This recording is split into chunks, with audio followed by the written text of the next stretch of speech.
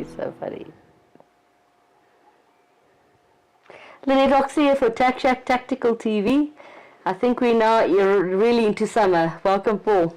Yeah, I'm wearing short pants. Hi, viewers. Yes, so what are we talking about this week?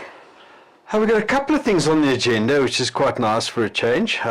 Not for a change, we always have some things to talk about. We missed last week. Unfortunately, Hannes was off. So yeah, Hannes was unfortunately, and he's like the director and the producer and the cameraman, so without him we're screwed. Yeah. Sorry, guys. Yeah, but we've also, just a thing that's come up is that we've been asked about advertising products on this show, and we're completely against that. We won't even indulge in product placement. We just can't do that. Even for I wondered what that was about. And that's water. Nice cold water, guys. It's not brandy, I promise you. So, what do you want to say about that? Anyway, no, just a little bit of lightheartedness. So we've got a bunch of things to talk about. We're going to end the show by talking about the raffles again, because we're running a. So today's kind of an odd day. It's the 22nd of the month, and yet it's payday. Because the 25th falls on a public holiday on the Monday, so payday's early this month. So because it's an early payday, we know you guys are all flush. So we want to hit you up for the raffle. So because it's the 22nd, the 2/2 of the month, we decided to do a twofer on the raffle tickets. So what we're doing is we're offering. And I see Hannes put that up. No, he's putting it up now. It was lost. So I know they were supposed to be lost. We did it then again because we're just trying to get some cash in for the raffle. Because of course which goes to Girls on Fire. Because of course the raffle draw is on this show next week, the 29th. Okay, so the twofer that we're offering is, normally the raffle tickets are $250 a piece. We're offering for $400. We'll give you either 2 raffle tickets, or we'll allow you to enter for 1 ticket for both of the guns. You mean two raffle tickets for one gun? 2 raffle tickets for either of the guns, for either the CZ or the Canic, or 1 raffle ticket for $400 for both of them. No. So it's a twofer Friday. Okay, sorry. We'll put it up at the end, just in case you guys want to take part in it. We would encourage it. 2 wonderful guns. Yeah. So we had some fascinating times earlier this week, didn't we? Yeah, we did. It's kind of sad. So for those who don't know, we at one stage in our careers, Lynette and I, actually had offices in Alexandra, just east of Sandton. It was that stage the most crowded 2 kilometers of urban space in the world. It was 350,000 people, if I remember, per in 2 square kilometers. 2 square kilometers. It was crazy. Yeah. Anyway, we took a trip back into Alex on Wednesday, because Girls on Fire has put together, or is putting together, a bit of a collab between 2 other NGOs, the Jasriel Foundation and Ribbons for Justice. Now, if you guys have followed us in this with regards to the Girls on Fire Fighting Spirit Award, the winner of the Fighting Spirit Award was Keshner from Ribbons for Justice, and the runner-up, the first runner-up was Olivia Jasriel from the Jasriel Foundation. Awesome ladies. So they both are very involved in supporting people who have been victims. Okay, so now one of our things is turning victimhood around and turning it on its head and making people into winners. So it's important from our perspective to put these people together and to support them also. So on Wednesday in the Alexandra Magistrates Court, it was the sentencing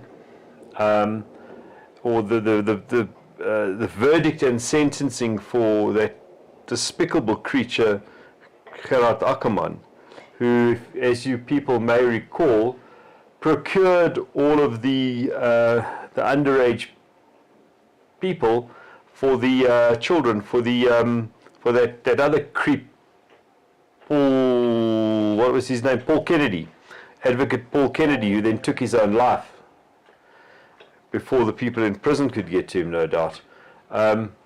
Because apparently pedophiles are not the preferred cellmates in prison. Yeah, or they are maybe, but who knows.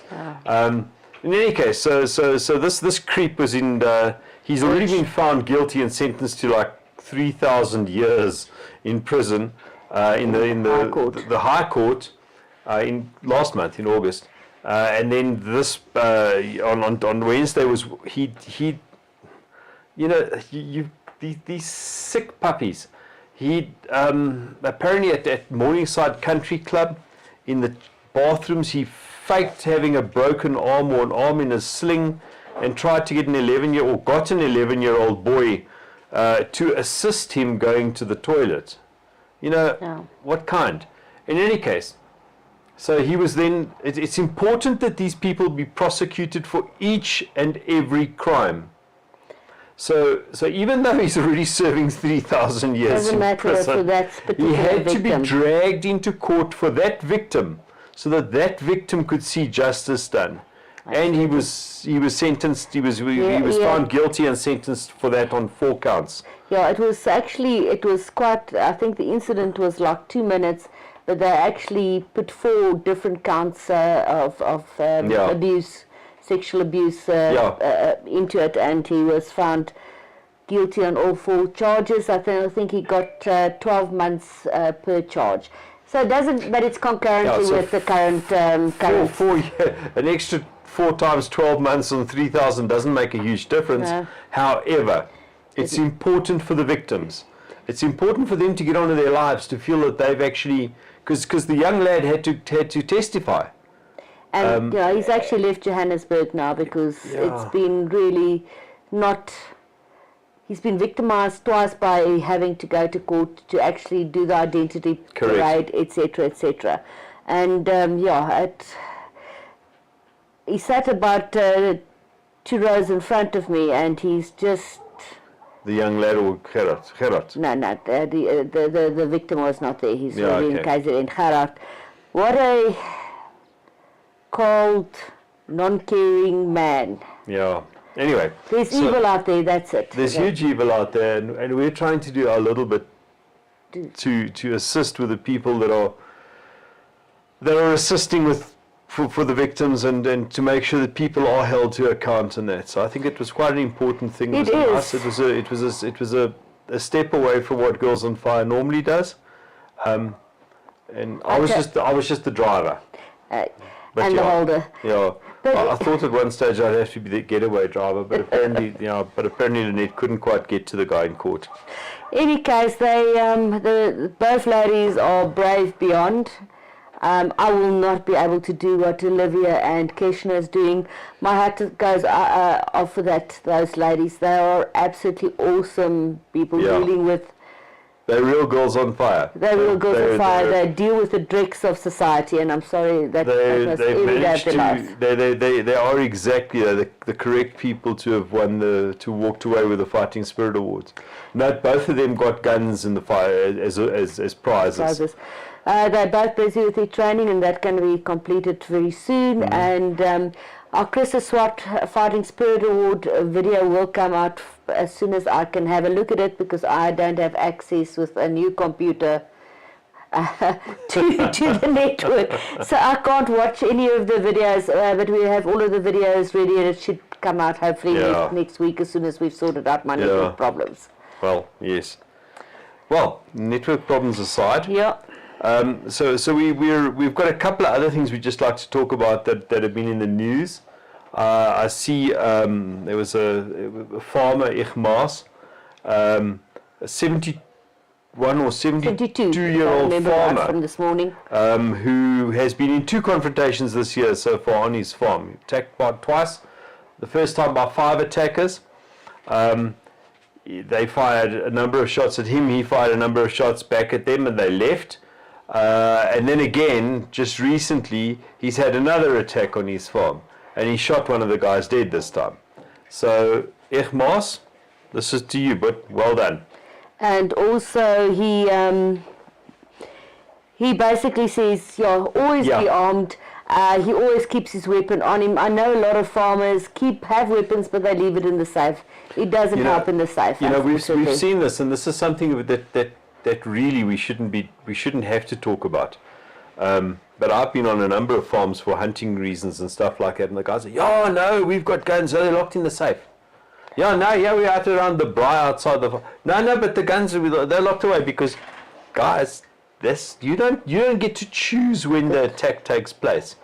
Maas has got the right idea. When he was attacked, he had access to his firearm. Both times. Absolutely so awesome. 2 successful defences in 1 year. That's, big ups to him. Sorry, I'm just laughing at the dog underneath the table there. So. In any case, the other thing, goodness me. And he's rolling the ball to us. He's figured out this way to actually to play with the ball. He rolls it to you and you kick it back to him and then he grabs it. Yeah.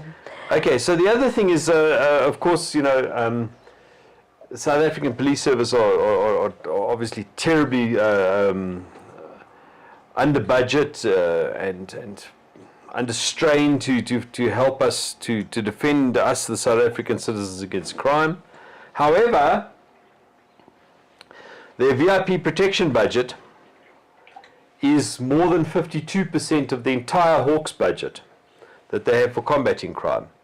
So you got to ask yourself, 200 VIPs versus 60 million VIPs people. versus 60 million South African citizens. And they have doubled the budget. And the 200 VIPs have more budget than we do.